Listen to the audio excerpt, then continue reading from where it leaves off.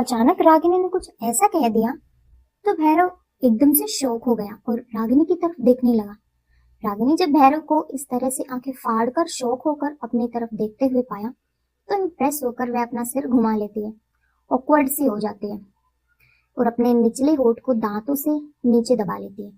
भैरव अब भी उसे ऐसे देख रहा था जैसे न जाने उसने क्या सुन लिया या फिर कहीं उसने कुछ गलत तो नहीं सुन लिया। भैरव कंफर्म करने के लिए एकदम से रागिनी के पास आया।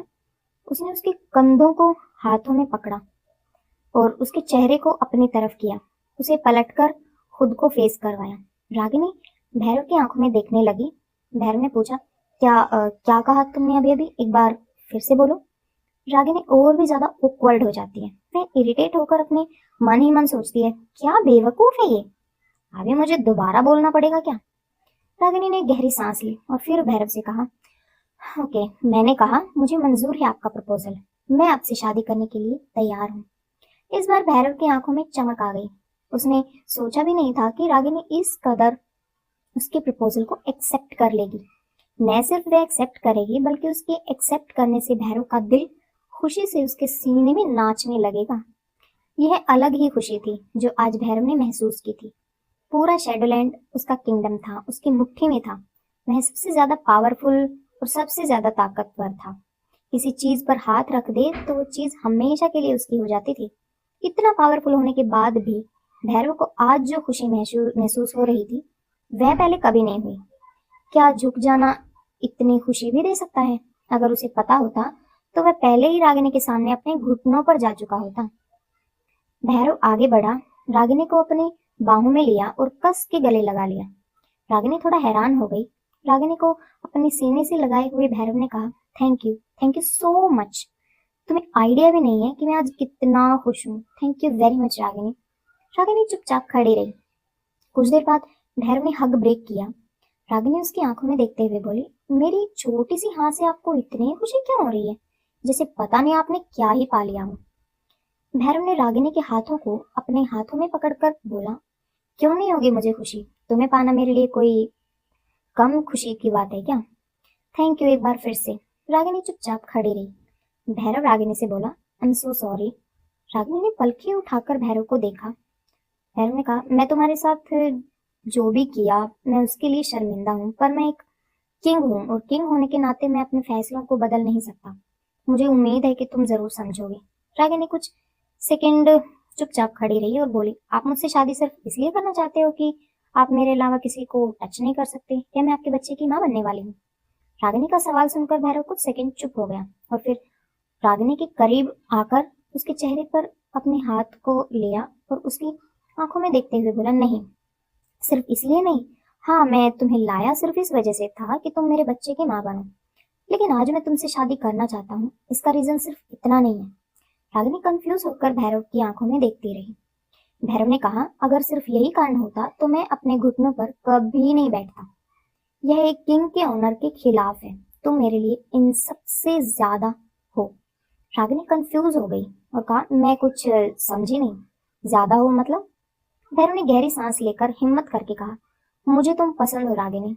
मुझे ऐसा लगता है कि तुम्हें लेकर मुझे कुछ एहसास हो रहा है, कुछ ऐसे एहसास जो पहले मुझे कभी नहीं हुए।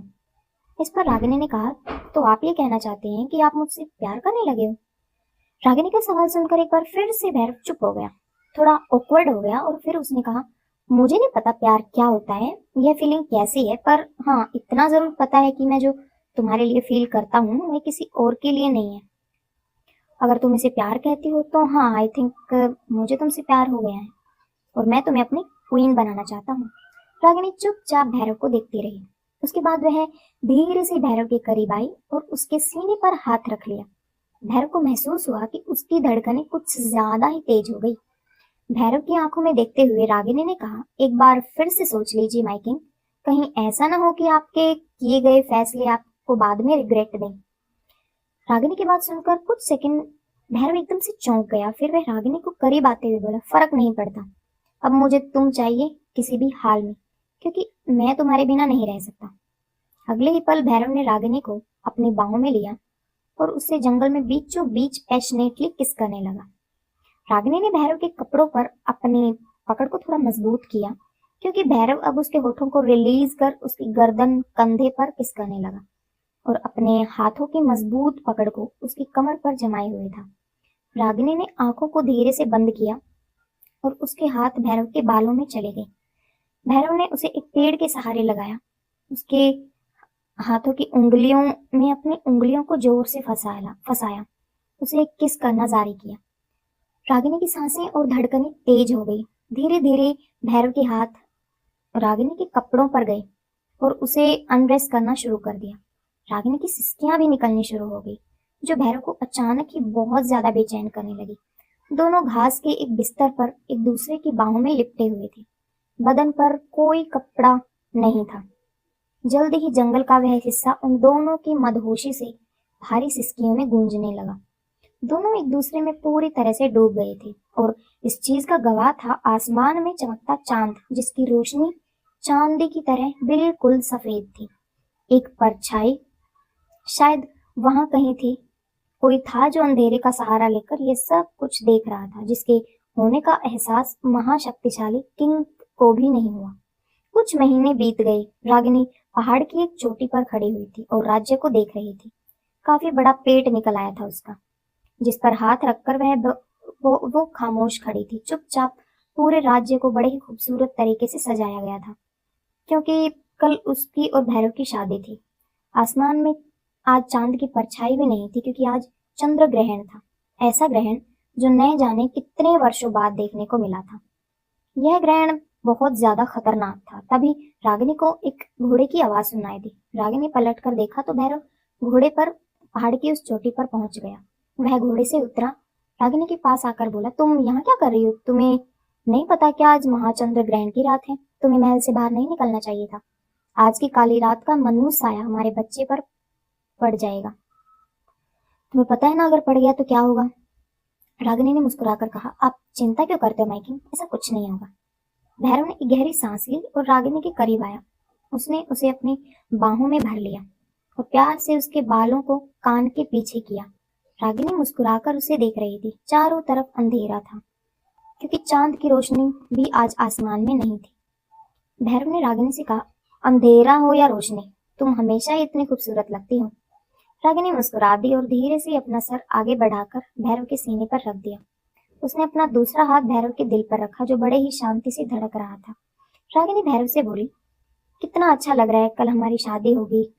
भैरव ने मुस्कुराकर रागिनी को अपनी बाहों में कसते हुए कहा, हाँ, मुझसे तो कल का इंतजार ही नहीं हो रहा। बड़े भैया ने सारी तैयारियां कर ली हैं, सब कुछ कितना खूबसूरत लग रहा है ना, मैं बहुत खुश हूँ। रागिनी ने जवाब दिया, और मैं भी बहुत ज्यादा खुश हूँ। रागिनी ने हल्के से अपनी आंखें बंद की। भैरव ने कहा, पर इतनी रात को तुमने मुझे यहाँ क्यों बुलाया, और वह भी यह जानते हुए कि आज का दिन कितना खतरनाक है। आज मेरी सारी शक्तियां सो चुकी हैं, क्योंकि जब तक चंद्र ग्रहण चलेगा मेरी शक्तियां नहीं जागेंगी। ऐसे में महल से बाहर सिक्योरिटी से इतने दूर रहना अच्छा नहीं है। चलो वापस चलते हैं। रागिनी ने अपनी आंखें खोली, चेहरे को पीछे किया और भैरव की आंखों में देखते हुए कहा, आपको डर लग रहा है क्या? भैरव ने ना में अपना सिर हिलाया और कहा, नहीं। इस पर रागिनी मुस्कुराई और भैरव से बोली, आपको याद है आपने मुझे कुछ महीने पहले यहाँ प्रपोज किया था और आप कह रहे थे कि आप मेरे लिए कुछ भी कर सकते हो। तो भैरव ने कुछ सोचते हुए कहा, हाँ, पर अचानक आज ये बात क्यों? रागिनी भैरव के करीब आई, अपनी बाहें उसके गले में डाली और कहा, क्योंकि आज मुझे आपसे कुछ मांगना है, पर आप मना नहीं कर सकते, आपको देना पड़ेगा। रागिनी की बात सुनकर भैरव कंफ्यूज हो जाता है। वह मुस्कुराकर उसकी कमर पर हाथ रख उसे करीब करते हुए बोला, मेरा पूरा राज्य, सब कुछ तो तुम्हारा है, फिर तुम्हें मुझसे ऐसा क्या मांगना है? इस पर रागिनी अपनी आईब्रोज उठाती है और कहती है, अच्छा, सब कुछ मेरा है, तो फिर मुझे मांगने की जरूरत ही नहीं, मुझे जो चाहिए वो मैं ले सकती हूँ, है ना? भैरव मुस्कुराकर बोला, तुम्हें कोई शक है क्या? बिल्कुल, तुम जो चाहो वो ले सकती हो, यह सब कुछ तुम्हारा है, मैं भी, मेरी जिंदगी भी। रागिनी के होठों पर मुस्कान और ज्यादा गहरी हो गई और उसने कहा, तो फिर दे दो। भैरव मुस्कुराया पर कंफ्यूज होकर बोला, क्या? रागिनी के अगले शब्दों ने भैरव की होश उड़ा दी। अपनी जान। पहले ही पल एक तलवार भैरव के शरीर के आर पार हो गई। भैरव की आंखें फट गई।